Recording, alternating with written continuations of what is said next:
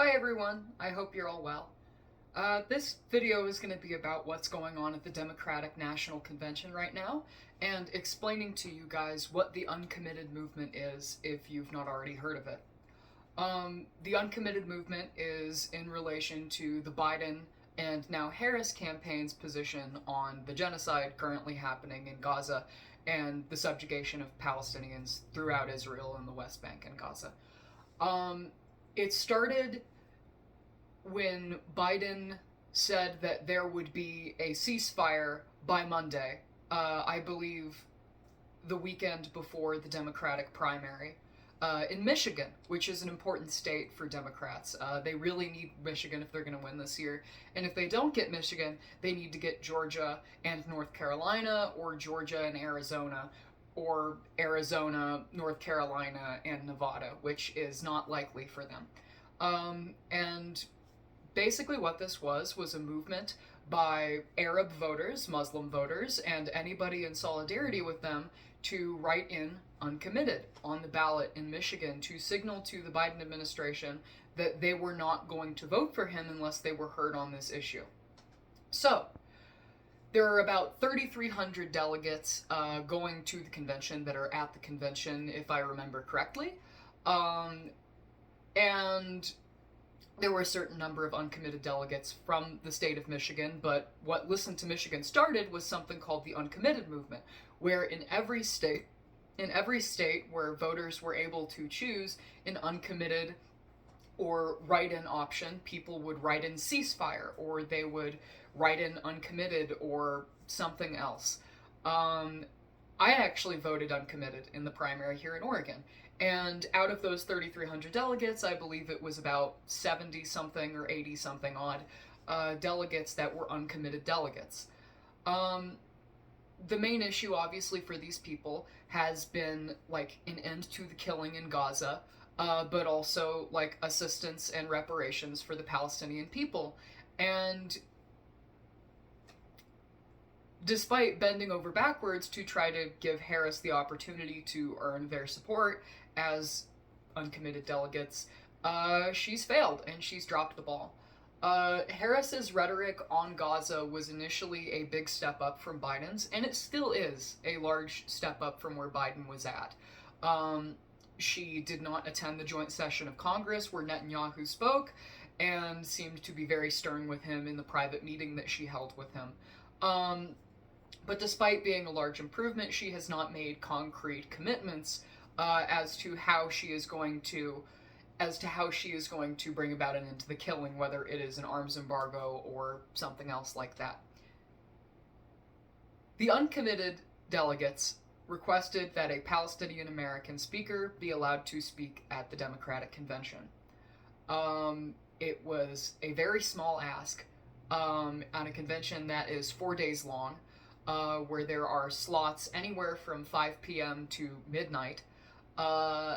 And the Harris campaign reached out and said, I'm sorry, but a speaking slot isn't going to be able to happen. Would you accept a private meeting?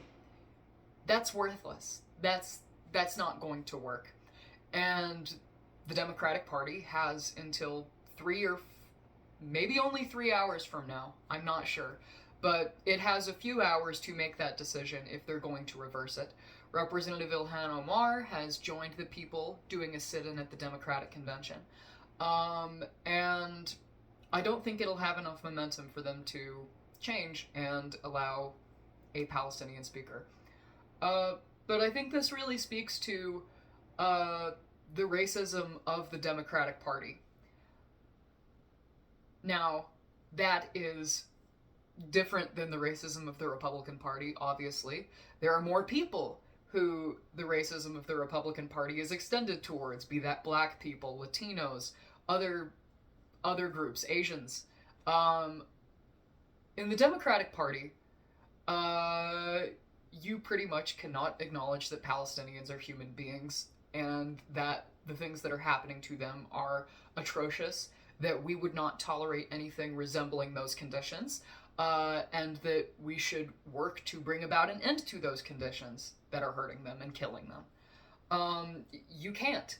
Because if you look at what happened with Cori Bush, if you look at what happened with one of the progressive representatives from New York, they will write you out of your own fucking district.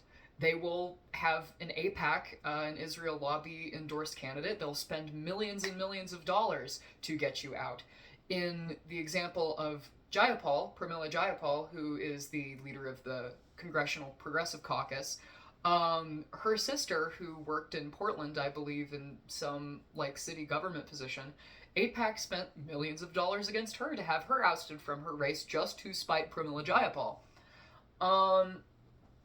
And it is this fear to express what is known to be right and what is known to be correct, which is that this is a genocide and this is unacceptable, and that we cannot, as a party, allow ourselves to be tied to this.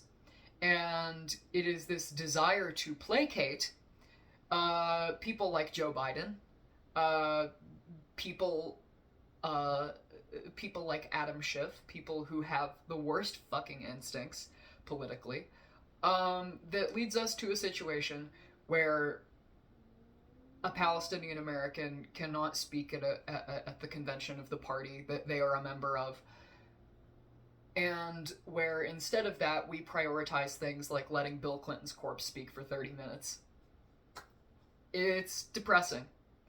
The first day of the convention was good, and the last 2 days of it have been kind of garbage and have been really depressing. Like, seeing Bill Clinton up there was depressing.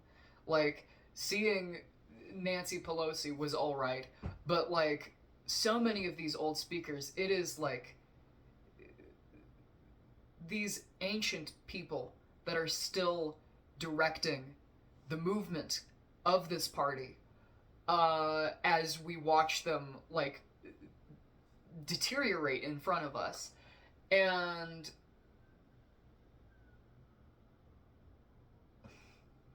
I think that's where I'm gonna leave it.